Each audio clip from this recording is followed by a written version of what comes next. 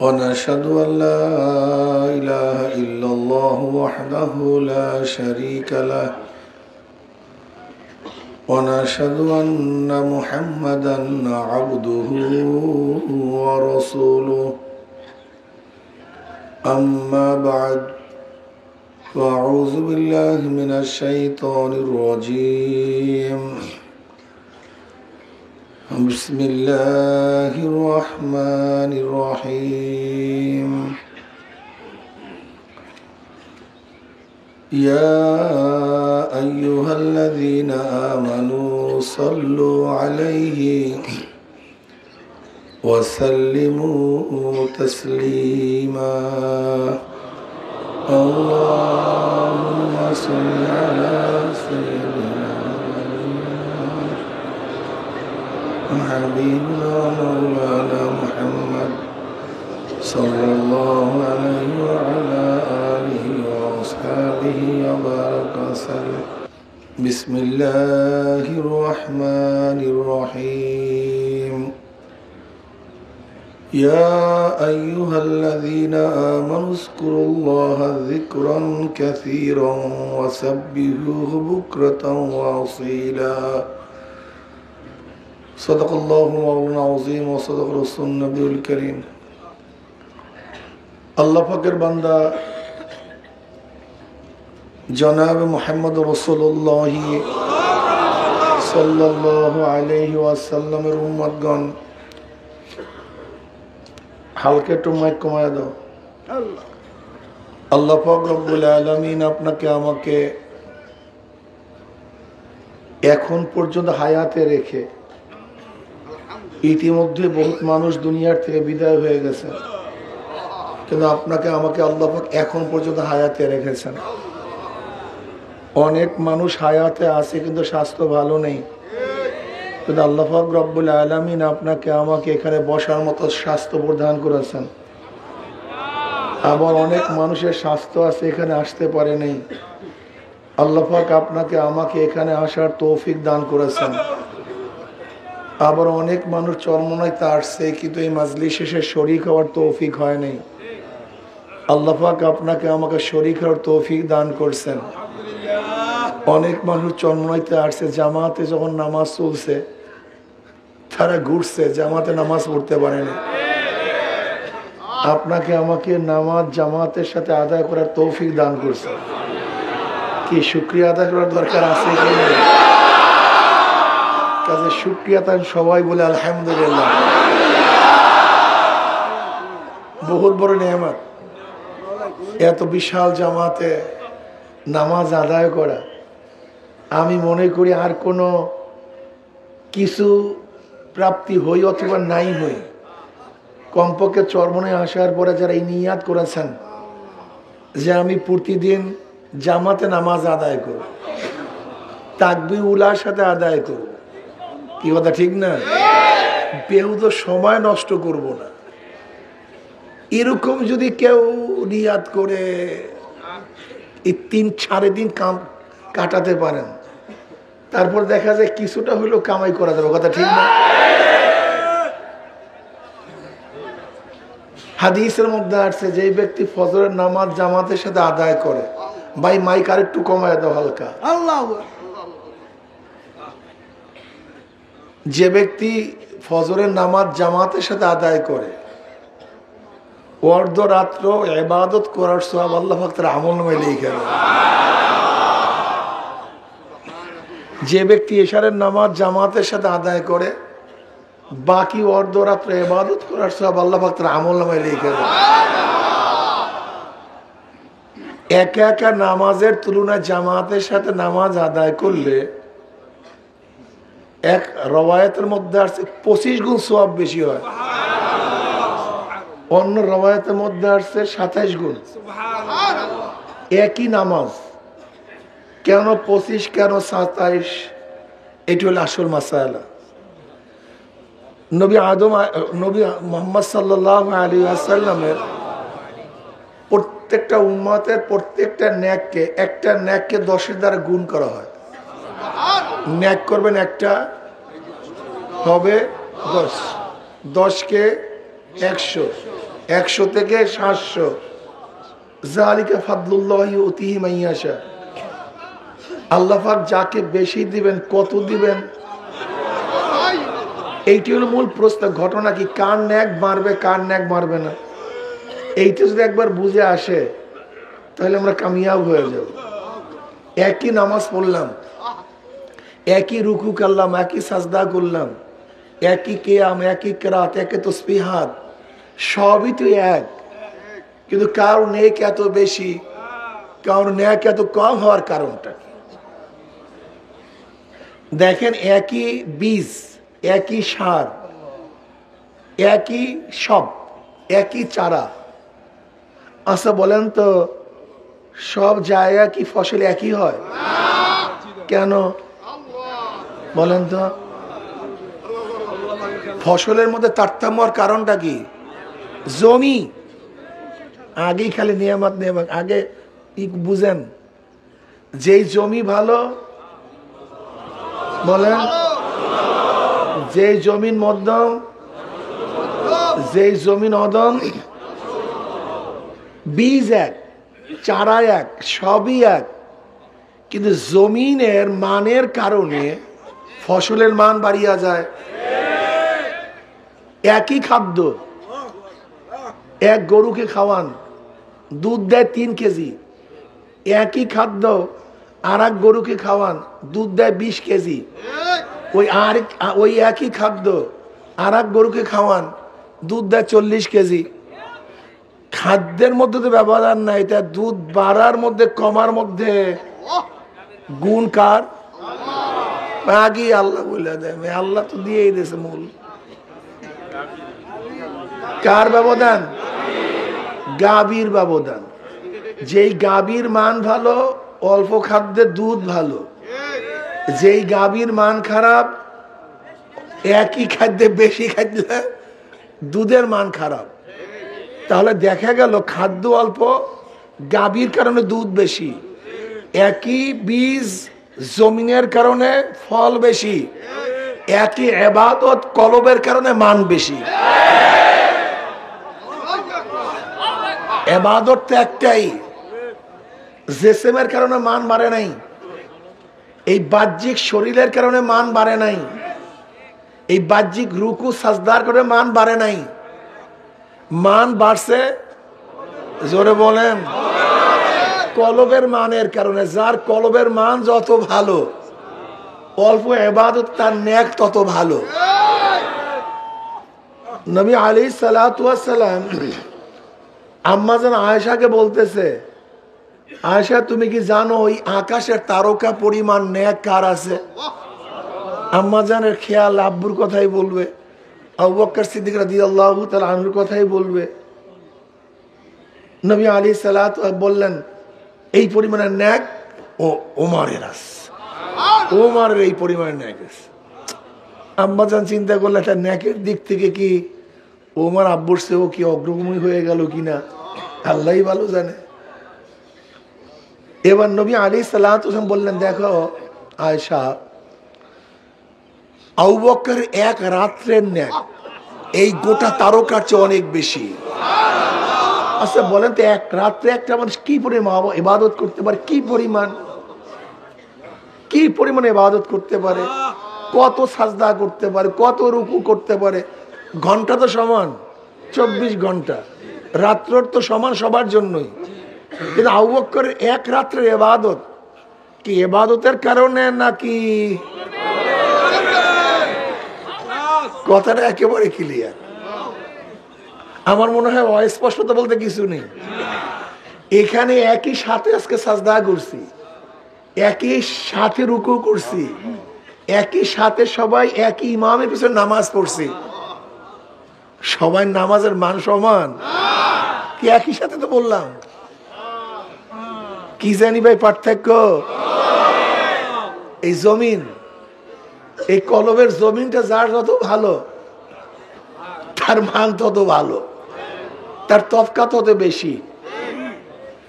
এই কলবকে ঠিক করা খুবই কঠিন, খুবই মুসিবত, খুবই বেতাল অবস্থা।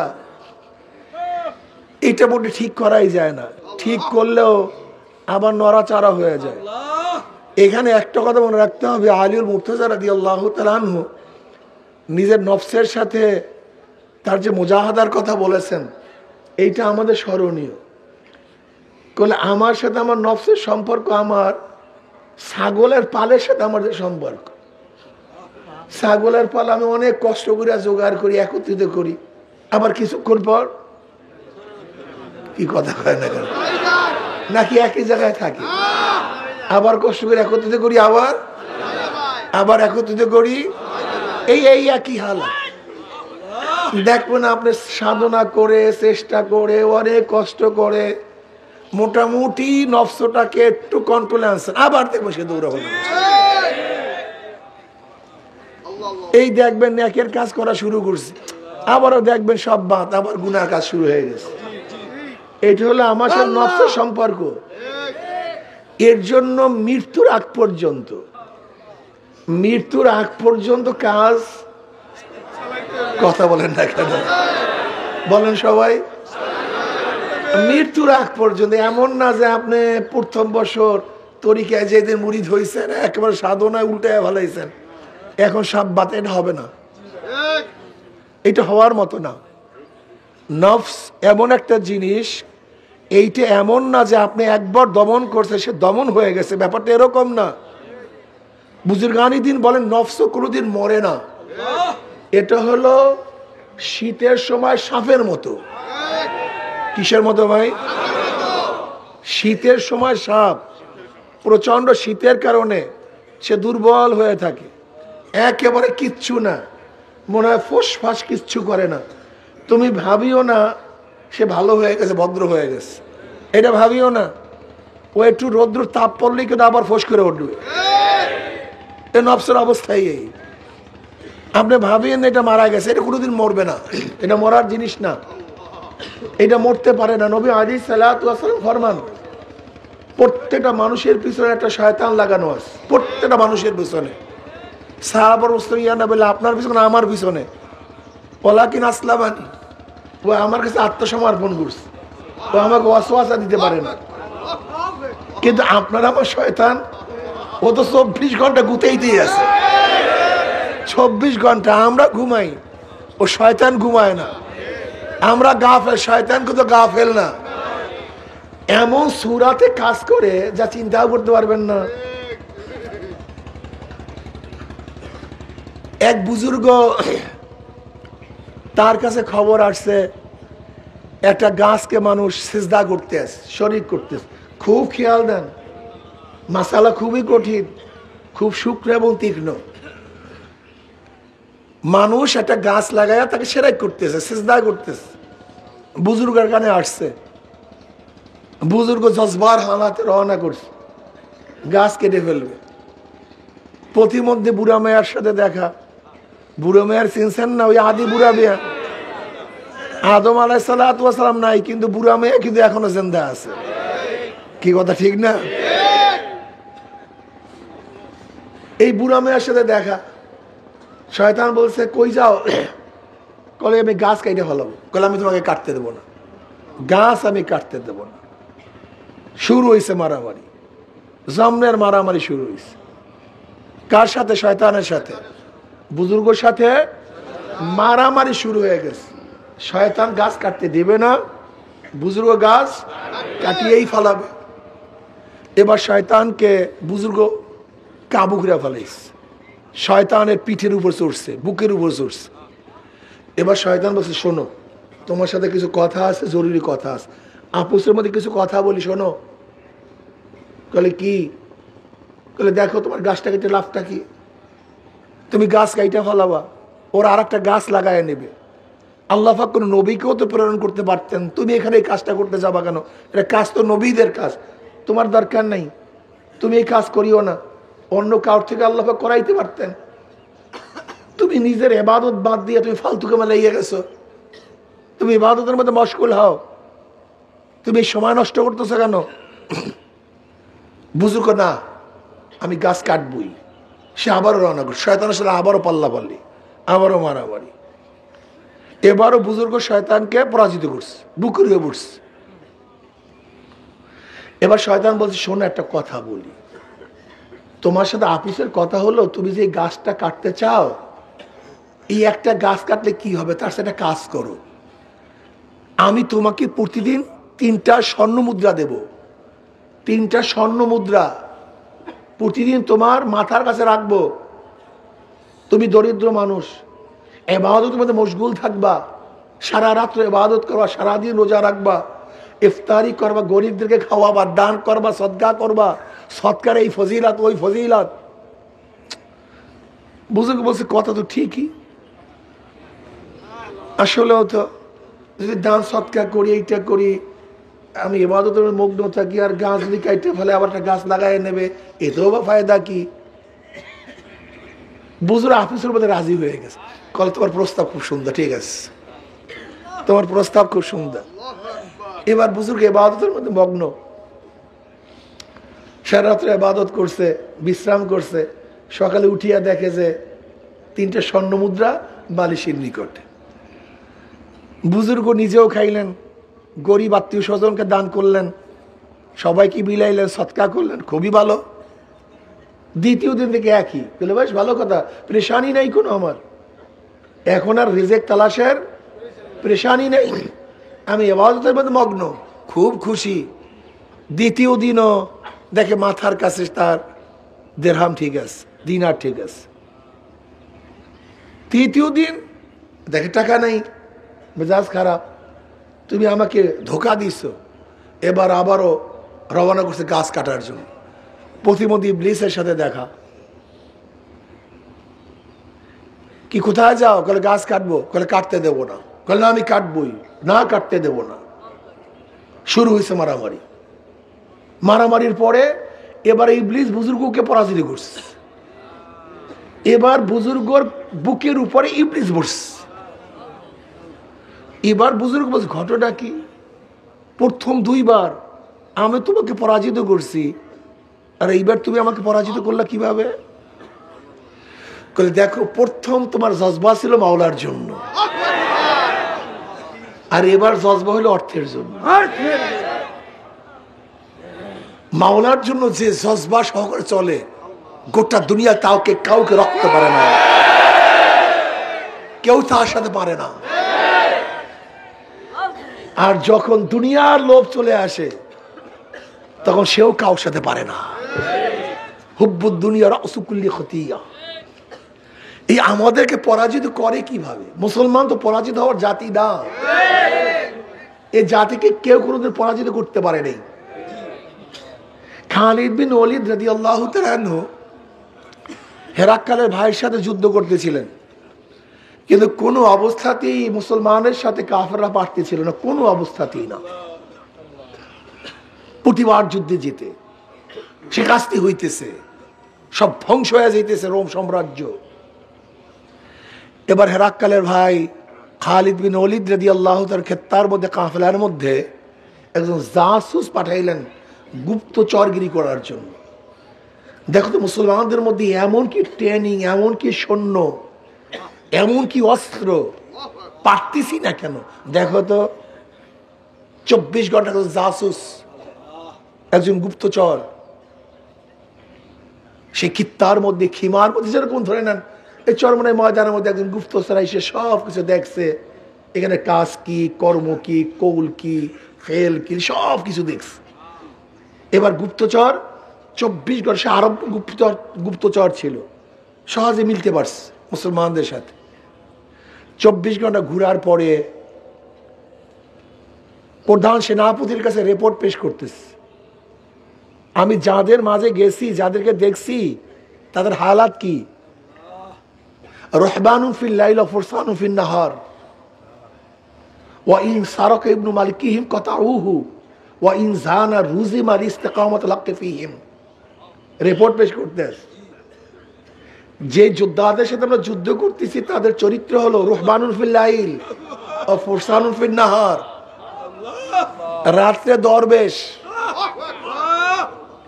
রহবান রাহেব, দরবেশ, ভিজা বিলাই, সারা রাত ইবাদতের মগ্ন থাকে। কেউ রুকুর মধ্যে, কেউ সাজদার মধ্যে, কেউ জিকির আজকারের মধ্যে, কেউ কান্নাকাটির মধ্যে। মনে হয় যে কিছু বোঝে না, একেবারে মাওলার সামনে মাথা নত হয়, কান্নাকাটি করে।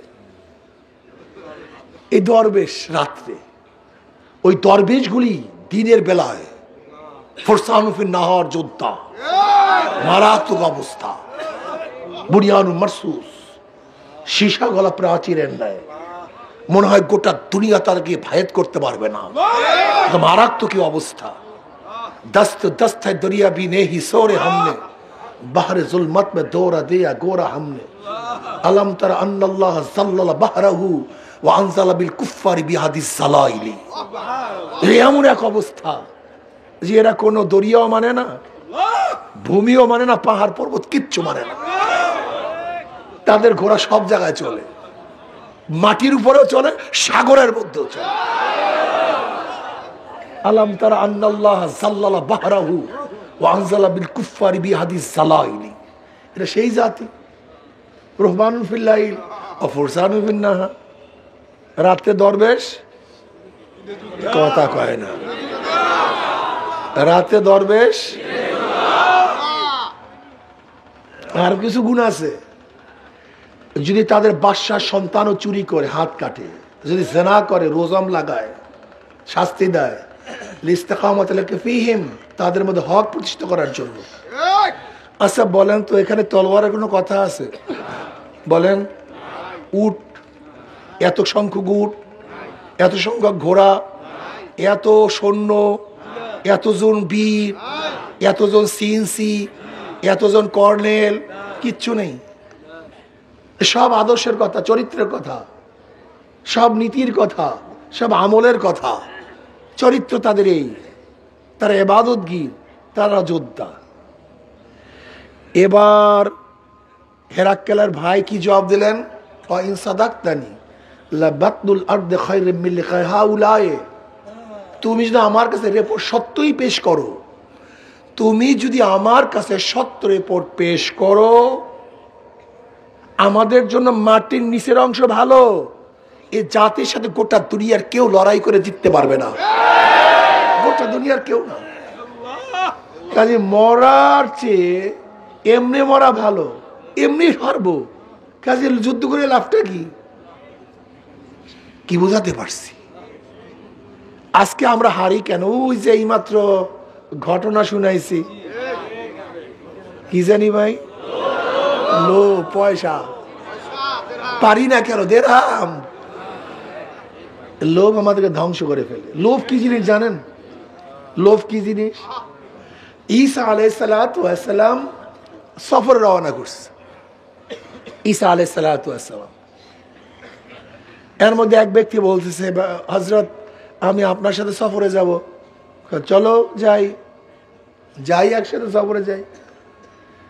ঈসা আলাইহিস সালাতু এবং সাথী সফর করতে করতে দরিয়ার এক কিনারায় এসে বসলেন, বিশ্রাম করলেন। তাদের কাছে 3টে রুটি ছিল। ঈসা আলাইহিস সালাতু ওয়াস সালামের কাছে কয়টা রুটি? 3টে রুটি ছিল। দুইজনে 2টা রুটি খাইছে। একটা রুটি ছিল, ঈসা আলাইহিস সালাতু ওয়াস সালাম পানি আনার জন্য দরিয়ার মধ্যে গেছেন, ফাঁকে ওই ব্যক্তি রুটিটা খেয়ে ফেলেছে, রুটিটা নাই। ঈসা আলাইহিস সালাতু আসছেন, আসিয়া বলতেছে রুটিটা কোথায়? আমি জানি না, আমি জানি না রুটি কোথায়। না তুমি সত্য কথা বলো, রুটি কোথায়? বলে আমি জানি না, আমি খাইনি। ঠিক আছে তুমি খাও না, চলো। চলতেছে। ঈসা আলাইহিস সালাতু ওয়াস সালাম দেখেন এক হরিণী 2টা বাচ্চা নিয়ে ঘুরতেছে। ঈসা আলাইহিস সালাতু ওয়াস সালাম ডাকলেন, এই হরিণী দিকে আসছে, বাচ্চা সহ করে আসছে। ঈসা আলাইহিস সালাতু একটা বাচ্চাকে জবেহ করলেন, বুনা করলেন, খাইলেন, উভয় খাইলেন, পেট পুরে খাইলেন। এরপর ঈসা আলাইহিস সালাতু ওয়াস সালাম বললেন, আল্লাহর হুকুমে তুমি দাঁড়ায় যাও। যেই হরিণীকে জবেহ করছে সেই হরিণী দাঁড়ায় গেছে, মায়ের সাথে চলে গেছে। এবার ঈসা আলাইহিস সালাতু ওই ব্যক্তিকে বলতেছে, তুমি সত্য কথা বলো, যে রুটিটা কে খাইছে তুমি বলো। বলে আমি জানি না, আমি জানি না। ঠিক আছে তুমি জানো না, চলো সামনে যাই। ঈসা আলাইহিস সালাতু ওয়াস সালাম সঙ্গীকে নিয়ে সামনে রওনা করলেন। ঈসা আলাইহিস সালাতু ওয়াস সালাম কিছু বালু হাতে নিলেন, হাতে নেওয়ার পরে সব স্বর্ণ হয়ে গেছে। কি হয়ে গেছে? সব কিছু স্বর্ণ হয়ে গেছে। এবার ঈসা আলাইহিস সালাতু ওয়াস সালাম স্বর্ণকে 3টা ভাগে ভাগ করছে। কয় ভাগে ভাগ করছে? বলে 1 ভাগ তোমার, 1 ভাগ আমার, 1 ভাগ যে রুটি দিছে তার। কথা বুঝাইতে পারি না। 1 ভাগ নবী ঈসার, 1 ভাগ সাথীর, আর 1 ভাগ কার? যে রুটি দিছে তার। এখন ওই ব্যক্তি বলছে রুটি আমি খেয়েছি, এতক্ষণ হরিণের মধ্যে যায় কাজ হয় নাই, এবার স্বর্ণে কাজ হয়ে গেছে। আলহামদুলিল্লাহ। ঈসা আলাইহিস সালাতু ওয়াস সালাম বলে ঠিক আছে, আমার দরকার নাই, সবই স্বর্ণ তোমার নাও। যেহেতু 1 ভাগ আগেই দিছি, আর 1 ভাগ আমারটা, আর যেহেতু রুটির ভাগ তোমার এমনি আগে আসছে, লয়ে যাও, এইটা যাও, লয়ে যাও। ঈসা আলাইহিস সালাতু ওয়াস সাথীত্ব ত্যাগ করে চলে গেলেন। এর মধ্যে ডাকাত দলে ধরছে, 2 জন ডাকাত। এই সেই 2 দিক থেকে তলোয়ার ধরছে, যা আছে দাও, যা আছে দাও। ওই ব্যক্তি বলতে আমাকে হত্যা করে লাভ নেই, আমাকে হত্যা করিয়া লাভ নেই, আসো আমরা স্বর্ণকে ভাগ করিয়া নেই, তোমাকেও দেই, তোমার সাথীকেও দেই, আমিও নেই। ঠিক আছে, এটা ভালো কথা, ঠিক আছে, খুব ভালো কথা। 3 জনে 3 ভাগ করছে। এবার এক সাথীকে বলছে যাও বাজার থেকে কিছু রুটি নিয়ে আসো, বাজার থেকে রুটি নিয়ে আসো। এক ব্যক্তি গেছে বাজারে রুটি আনার জন্য, 3 সাথীর একজন, আর 2 সাথী ওখানে আছে রুটির অপেক্ষায়। যে সাথী রুটি আনার জন্য গেছে সে চিন্তা করতে আছে যদি রুটির মধ্যে বিষ মিলাইতে পারি তাহলে ওই 2 সাথী তো কারবার শেষ, স্বর্ণ সব আমার, স্বর্ণ সব আমার। যেই ধারণা সেই অনুযায়ী কাজ, বাস 2 সাথীর জন্য রুটির মধ্যে বিষ মিলাই দিস। ওইদিকে ওই 2 সাথী তারা চিন্তা করতে আছে যে স্বর্ণ উকি দিয়া লাভটা কি, আমরা যেহেতু 2 জন আছি, আমাদের 2 জনের সাথে ওই একা পারবে না। ওই 2 সাথে পরামর্শ করছে যখনই আমার রুটিওয়ালা সাথী আসবে আমরা 2 জন তাকে হত্যা করব, তখন স্বর্ণের ভাগ 3টা হবে না, 2টা হবে। ওইদিকে ওই সাথে পরামর্শ করছে ওই 2 জনকে মারার জন্য, আর এই 2 সাথী পরামর্শ করছে ওকে মারাবার জন্য। যেই পরামর্শ সেই অনুযায়ী কাজ। যখনই রুটিওয়ালা সাথী আসছে ওই 2 সাথে মিলে একসাথে হত্যা করছে। রুটির মধ্যে কি ছিল? হত্যা করার পরে 2 সাথে রুটি খেয়েছে। এখন তাদের অবস্থা কি? একই দরজা, একই রাস্তা, 13 জন শেষ, স্বর্ণের জায়গায়। ঈসা আলাইহিস সালাতু ওয়াস সালাম সেই পথ থেকে যাচ্ছিলেন, দেখেন ব্যক্তি 13 জন শেষ, কিন্তু স্বর্ণের জায়গায় আছে। এই হলো দুনিয়া, এই হলো দুনিয়ার হাকিকত। আমরা 24 ঘন্টা জানিয়া মারামারি করি, তার জায়গায় আছে, অথচ আমরা শুধু বিদায় হইতে আছি। একের পর এক আমরা বিদায় হইতেছি। নবী আলাইহিস সালাতু ওয়াস হাদিসের মধ্যে ফরমান, মানুষ বুড়া হয় 2টা জিনিস জুয়ান হয়। মানুষ জুয়ান হয় 2টা জিনিস। মানুষ বুড়া হয় কিন্তু তার মালের লোভ, আরো টাকা চাই, আরো অর্থ চাই, আরো জায়গা চাই, আরো জমিন চাই। এই বেচারার মধ্যে কোনো হুশই নাই। তার মানে শরীর বুড়া কিন্তু মালের লোভ জুয়ান, সে পুরা তাগড়া হয়ে গেছে। নবী আলাইহিস সালাতু ওয়াস সালাম আরেকটা কি? তার হায়াতের লোভ, আরো বাঁচতে চাই, আরো বাঁচতে চাই। অথচ আল্লাহ ওয়ালাদের এই হায়াতের টেনশন নেই। বদরুদ্দোজা চৌধুরী যিনি প্রেসিডেন্ট ছিলেন, বড় ডাক্তার, দাদা জানোর চিকিৎসা করছেন, আব্বা জানোর চিকিৎসা করেছেন। আব্বা জান রহমতুল্লাহ যখন অসুস্থ ছিলেন, বদরুদ্দোজা চৌধুরী সাহেব উনি একটা মন্তব্য করছেন যা স্বর্ণাক্ষর লেখার মতো। উনি বললেন যে হুজুরের 2টা কিডনি ড্যামেজ, উনি জানেন নিশ্চিত মারা যাবেন, কিন্তু ওনার মধ্যে মৃত্যুর কোনো টেনশন নেই। এটা খুব কঠিন মাসালা, অনেক কঠিন মাসালা। এর জন্য আমরা যারা আসি, দুনিয়ার লোভ আমাদেরকে ধ্বংস করে ফেলতে আসে। দুনিয়ার লোভ, এই নফসকে দমন করা, এর প্রতি খেয়াল করা খুবই কঠিন। এক বুজুর্গ দেখতেছে এক অত্যাচারী বাদশা, জালেম বাদশার জন্য নৌকা ভরা মটকা, মদের মটকা নিয়ে যাইতেছে, পুরা নৌকার মধ্যে মদের মটকা। বুজুর্গ খোদাদ্রোহী, শরিয়াতের খেলাফ দেখা সহ্য করতে পারে নাই, ধাম ধাম মটকা ভাঙ্গা শুরু করছে, লাঠি নিয়ে ধাম ধাম মটকা ভাঙ্গা শুরু করছে। এত বড় সাহস, এত অত্যাচারী জালেম বাদশার মদের মটকা ভাঙতে পারে এমন সাহসকার বুজুর্গর নির্বিঘ্নে সব ভাঙ্গে চুরমা, কিন্তু একটা মটকা ভাঙ্গে নেই, একটা মটকা ঠিক আছে ভাঙ্গে নেই। এখন সবাই আশ্চর্য, এই খবর গেছে অত্যাচারী বাচ্চার কাছে, বাদশাহ টেনশনে পড়ছে, এত সাহসকার আমার রাজ্যের মধ্যে আমার মদের মটকা ভাঙতে পারে, ব্যক্তি কি আনো তো ডাকস। ঘটনা কি তোমার মদের মটকা ভাঙলা কেন? বলে জজবাই এই হারাম কাজ দেখে সহ্য করতে পারিনি, ভাঙ্গা ভালাইছে। ভালো কথা, সব মটকা ভাঙছে, কিন্তু একটা মটকা বাকি রাখলা কেন? ভাঙলা তো সবই জজবাই ভাঙবা, একটা বাকি কেন? এবার জবাবটা খুব চমৎকার।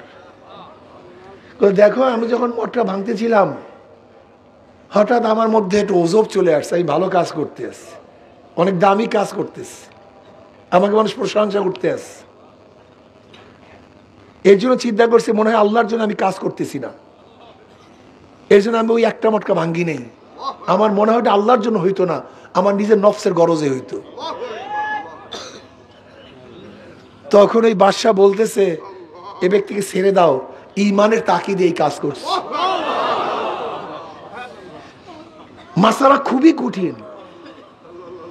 ওমর হযরত আলী মুর্তজা রাদিয়াল্লাহু তাআলা যুদ্ধের ময়দানে এক ব্যক্তিকে শোয়া ফেলাইছে, তলোয়ার দিয়ে কতল করবে, হত্যা করবে। হঠাৎ ওই ব্যক্তি থুক পারছে, আলী রাদিয়াল্লাহু তাআলা তাকে ছেড়ে দাঁড়ায় গেছে। এবার শত্রু আশ্চর্য, শত্রুকে এইভাবে কাবুতে পেয়ে কেউ কি ছাড়ে? হ্যাঁ, হত্যা করতে পারে নিশ্চিত, কিন্তু তাকে কিভাবে ছাড়ছে? বলে, কিরে ভাই, তুমি আমাকে নিশ্চিত হত্যা করতে পারো, ছাড়লা কেন? বলে, দেখো ভাই, তোমার সাথে আমার কোনো ঝগড়া নেই, জায়গা জমি টাকা পয়সা বংশীয় কোনো ঝগড়া শত্রুতা তোমার সাথে আমার সাথে নেই।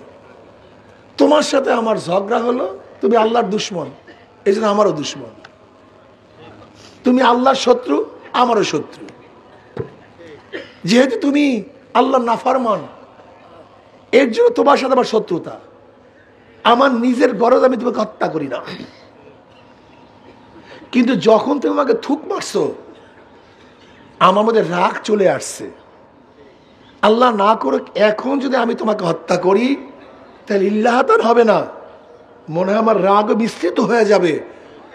আল্লাহ যদি কিয়ামতের ময়দানে প্রশ্ন করে, আমার বান্দাকে হত্যা করলি কেন, আমি কি জবাব দেব? বলে, এইটাই ইসলাম? বলে, এইটাই ইসলাম। কারণ আমাকে কলেমা পড়াও। কি মাসালা সহজ না কঠিন? হ্যাঁ হ্যাঁ, সহজ, খুব সহজ। আপনার জন্য অনেক সহজ, কিন্তু আমার জন্য পাহাড় তুল্য কঠিন। একই কাজের মধ্যে কোন সময় কখন হালাত কি অবস্থা, চলমান কাজ। প্রথম অর্ধে ইখলাস, শেষের অর্ধে নফসানিয়াত। মদ ভাঙ্গার প্রথম অর্ধে ইখলাস, শেষের অর্ধে ওমর ইবনে খাত্তাব রাদিয়াল্লাহু, প্রথম অর্ধে ইখলাস, শেষের অর্ধে। এটা তুমি আমি বুঝি, এর টেনশনই তোমার মধ্যে আমার মধ্যে নেই। একই কাজ চলমান। মান আরাফা নাফসা ফাকাদ আরাফা রাব্বাহ। নফসকে যারা খুব কঠিন, এইটাকে যে চিনতে পারছে, সে মাওলাকে চিনতে পারছে। এইটা খুব কঠিন মাসালা। দেখবেন আমরা কাজ করতেছি, প্রথম তো জজবা ছিল, কিন্তু পরবর্তীতে জজবা বাদ দিয়া এখন কি আসছে? ক্ষমতা আসছে। এখন কি আসছে? পদের মহব্বত আসছে। এই কখন যে চলে আসছে নিজেও জানি না। কি মাসালা কঠিন না সহজ? এইটাকে দমন করা, কন্ট্রোল করা অনেক কঠিন মাসালা। এই কঠিন মাসালার জন্য আগেকার জমানার এক একজন পীরের দরবারে, শায়েখের দরবারে সাধনা করতেন 30 বছর, আজীবনও কেউ করতেন। মাওলাকে চাই, আর তুমি আমি 3 দিন সাধনা করতে চাই না। এই যে দেখবেন আসছেন মাহফিলে, শেষের দিন মোনাজাত দিয়া তরিকার সবক নিয়া বিদায় হবেন, এতটুকু ধৈর্য পর্যন্ত নাই। এই যে দৌড়ে শুরু হবে, আল্লাহ রে ছুটি দিছে আপনাকে? হ্যাঁ, ছুটির আগে যান কিভাবে? আপনার 10-এর ছুটি হয় নাই, ছুটির আগে ছাত্র বের হয় কিভাবে? তার মানে আপনি ভর্তি হন নাই এখন পর্যন্ত, আপনি ভর্তি হন নাই, আপনার সমস্যা আছে। এটা তো ক্লাস, আগেই বলছি একটা স্থায়ী মাদ্রাসা, ব্রাহ্মণ মাদ্রাসা, এটা তো মাদ্রাসা। তো এখানে ভর্তি হয়েছেন, ওস্তাদরা পড়াইতেছে, আমরা কি করি এখন এই বৈশা? হ্যাঁ, দেখেন গলার অবস্থা এরকম। এরপর আপনাদেরকে এরকম বলতেছি কারণটা কি? এখানে আসছি কিছু শিক্ষার জন্য, ওস্তাদগণ পড়াইতেছে, রীতিমতো বয়ান চলতেছে, এটা ক্লাস চলতেছে, আপনাকে ছুটি রাখে আমরা যান কিভাবে? হ্যাঁ, দেখেন আপনাদের সাথে আমাদের নিসবত রুহানি নিসবত, এটা দেখা যায় না। এই নিসবতটা কত কঠিন জানেন? একটা উদাহরণ দিলে বুঝতে পারবেন।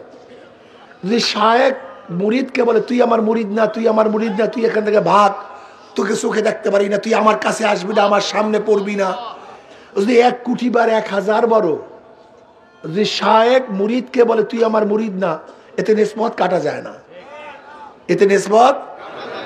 কিন্তু আল্লাহ না করুক, যদি মুরিদ জীবনে কোনো একবারও মন্তব্য করে তুমি আমার পীর না, কারবার শেষ, তোমার কথা মানি না, তোমাকে ভালো লাগে না, কারবার শেষ। কারণ নিসবতটা হলো এত নূরের, এত সূক্ষ্ম, এত তীক্ষ্ণ, যেইটা ভাঙ্গার মতো ক্ষমতা দুনিয়ার কেউ রাখে না। আবার এত শুকনো, হালকা বাড়ি দিলেই কারবার শেষ, একটা হালকা সব শেষ। এই নিসবত তো নূরের নিসবত, নূরের বন্ধন, নূরের সম্পর্ক, এটা বাহ্যিক কোনো সম্পর্ক না। মুরিদ মানি কি? মুরিদ কাকে বলা হয়? বায়াত মানি কি? বায়াত কাকে বলা হয়? বিক্রি করে দেয়া। যখন যে যাকে বিক্রি করে তার কোনো এখতিয়ার থাকে না, যার কাছে বিক্রি করছে তার এখতিয়ার, তার ইচ্ছা অনুযায়ী তাকে চলতে হবে। এইভাবে যে চলে তার নাম মুরিদ, তার নাম বায়াত। আর যে নিজের সলমানা নিজের মতো চলে, এর নাম বায়াত না। তো এটা ফাইজলামি, এর দ্বারা কাজ হয় না। দেখেন আজকে আমাদের মধ্যে কাজ না হওয়ার কারণটা কি? আমরা নিজের আকল, নিজের বুদ্ধি চালাই, আর সাহায্য করে বুদ্ধি চালাই। এই 2 বুদ্ধিতে কাজ হবে না। বুদ্ধি চালাই যাবে একটা, যতক্ষণ শরীয়তের খেলাফ কোনো হুকুম না আসবে ততক্ষণ যা হোক চলতে হবে। এর নাম মুরিদ।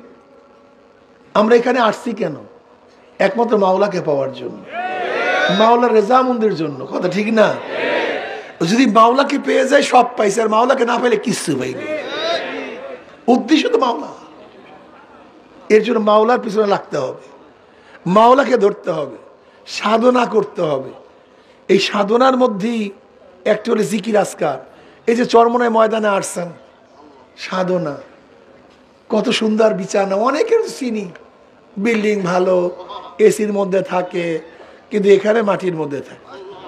কি কথা ঠিক না? এটা কেমন যেন সেই সাহাবাদের কিছু নমুনা, সাহাবাদের নমুনা।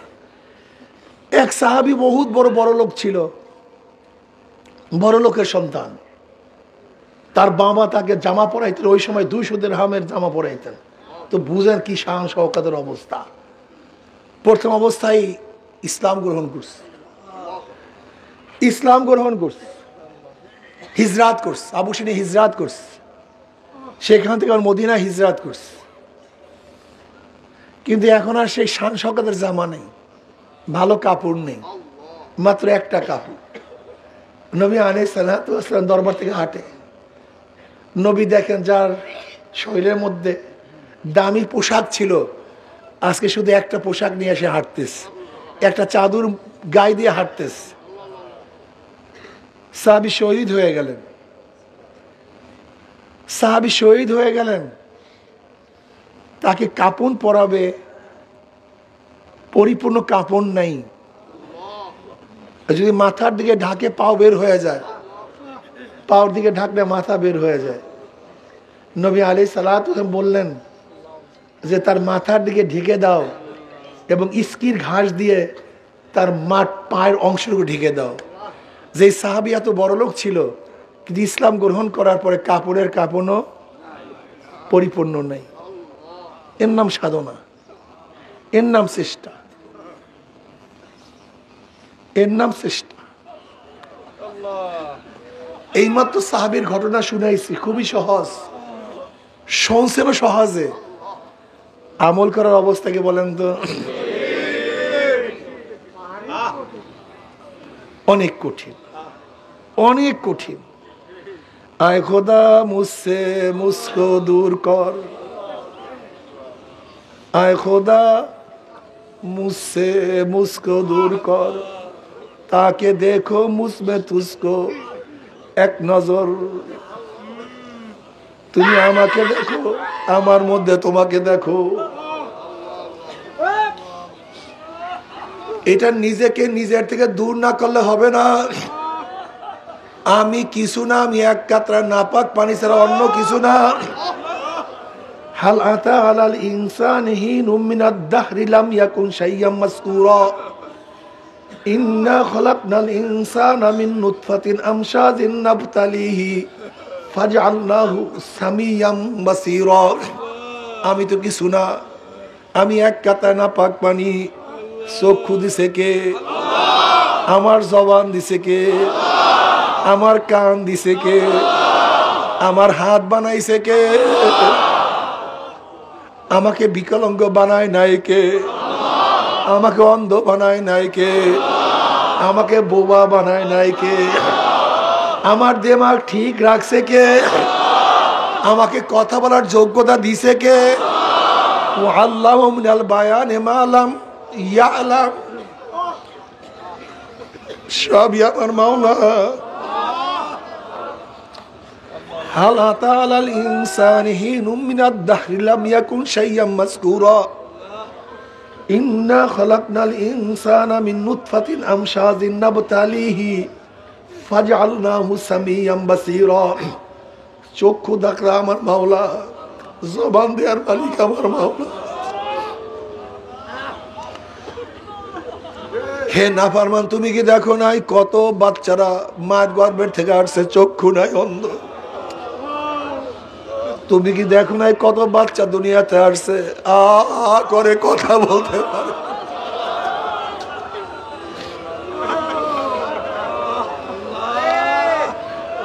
তুমি কি দেখো নাই কত বাচ্চা আসছে এরকম বেকাইয়া বেকাইয়া হাঁটে, হাঁটতে পারে না?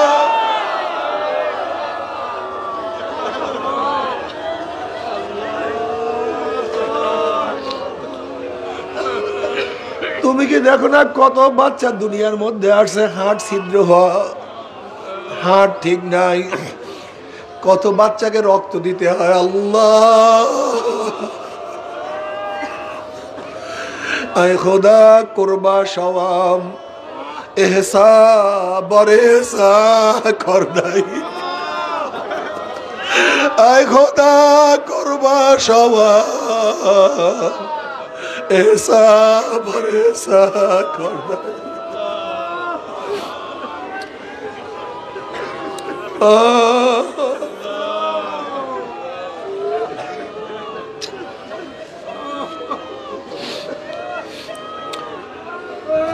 বাবারে,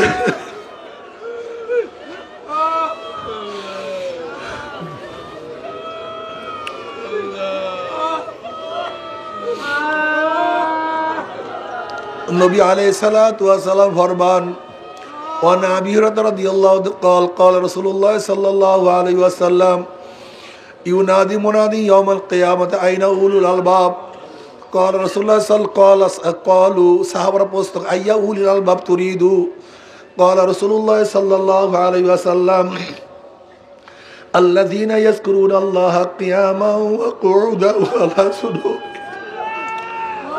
ويتفكرون في خلق السماوات والأرض ربنا ما خلقت هذا باطلا سبحانك فقنا عذاب النار وقيل لهم لواء فاتبعوا القوم لواءهم وقال لهم ادخلوها داخلين হাদিসের মধ্যে আসছে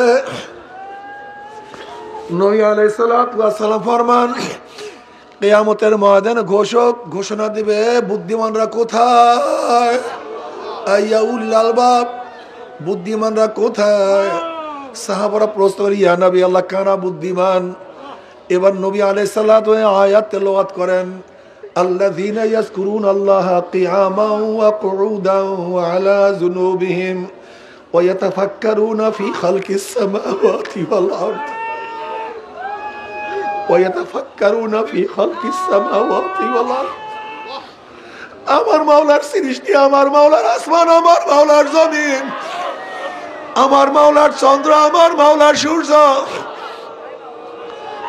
ওয়াফি আনফুসিকুম আফালা তুবসিরুন আমার মাওলা বলে আমি তো তোর মধ্যে আছি তুই কেন দেখো না আমার মাওলা আমাকে কেমনে সৃষ্টি করছে কিভাবে আমার মাওলা বানাইছে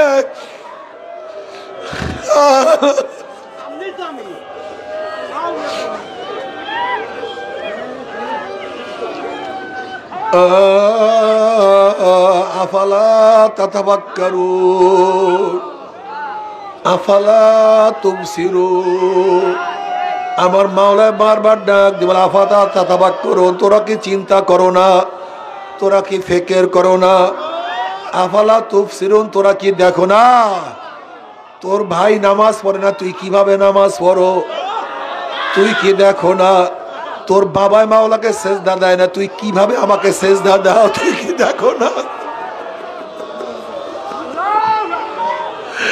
তুই কি দেখো না তোর বাবার চেহারা দাড়ি নাই তুই সন্তান হইয়া দাড়ি কিভাবে রাখছো আফালা তাতাফাক্কারুন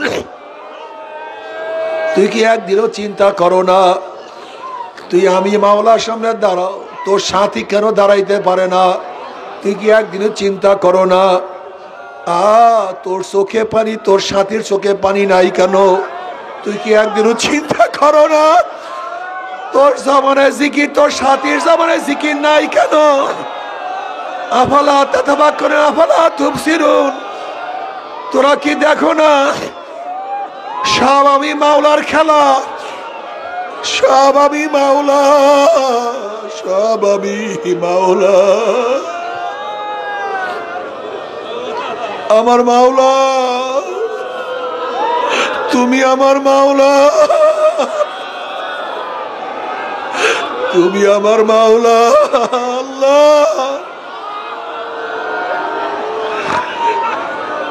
নিজের হাতে তোমার বান্দাকে বানাইয়া তুমি কিভাবে জাহান্নামে ভালোবা নিজের হাতে বানাইয়া আল্লাহ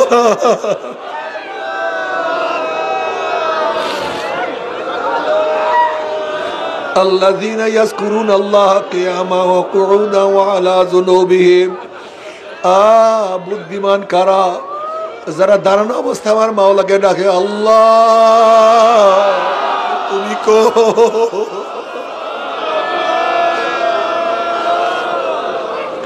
আবার বসা অবস্থায় আমার মাওলাকে ডাকলে আল্লাহ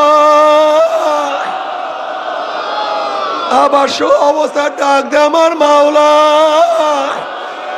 ওরে আমার আল্লাহ আল্লাযীনা ইয়াযকুরুনাল্লাহা কিয়ামান ওয়া কুউদান ওয়া আলা যুনুবিহিম তারা সব সময় আমার মাওলাকে ডাকতে থাকে আল্লাহ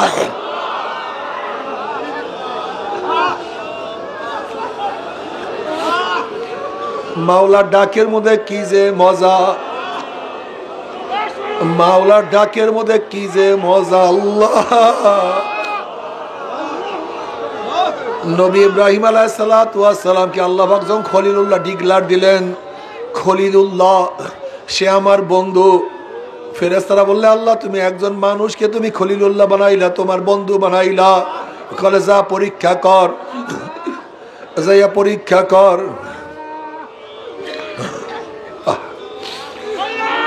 এক ফেরেশতা মানুষের সুরাত ধরিয়া আল্লাহর বন্ধু আল্লাহর পাগলের সামনে বলে আল্লাহু কারীম, আল্লাহু কারীম। আমার মাওলা কত দয়ালু, আমার মাওলা কত মেহেরবান, আমার মাওলা কত কারীম, আল্লাহু কারীম। যখনই মাশুকের তারিফ, মাশুকের প্রশংসা শুনছে, ইশকের মধ্যে জোশ মারছে, মহব্বতের মধ্যে জোশ মারছে, বলে ভাই তুমি কে? এটা আমার মাশুকের নাম, আর একবার বলো, আর একটা বার ডাক দাও না, আমার কাছে খুবই ভালো লাগে, একটু ডাকো।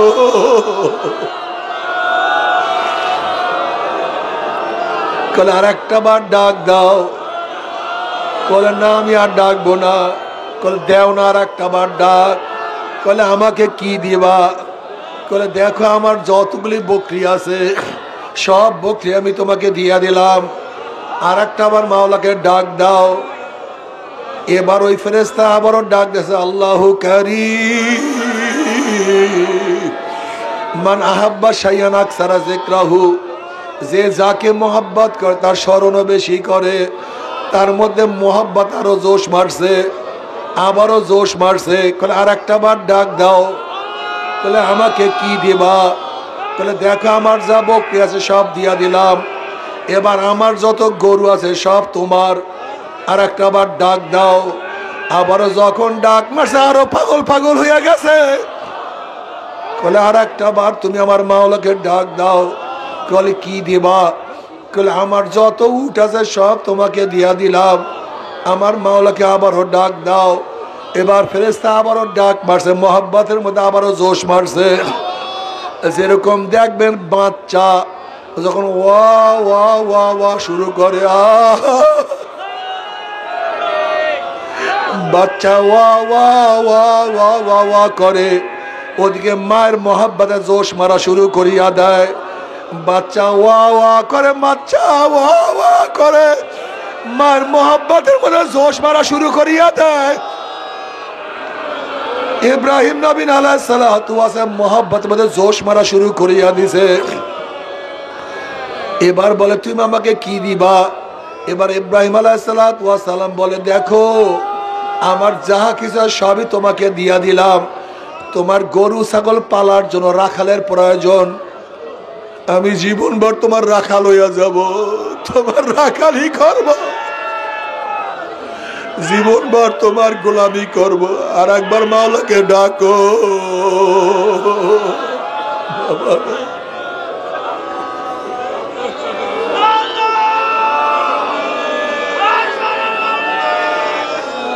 বাবারে এর জন্য হাঁটতে চলতে উঠতে বসতে শোয়ার সময় আমার মাওলাকে ডাকিও। কিয়ামতের ময়দানে আল্লাহ পাক ডাক দেয়, বুদ্ধিমানরা কোথায়?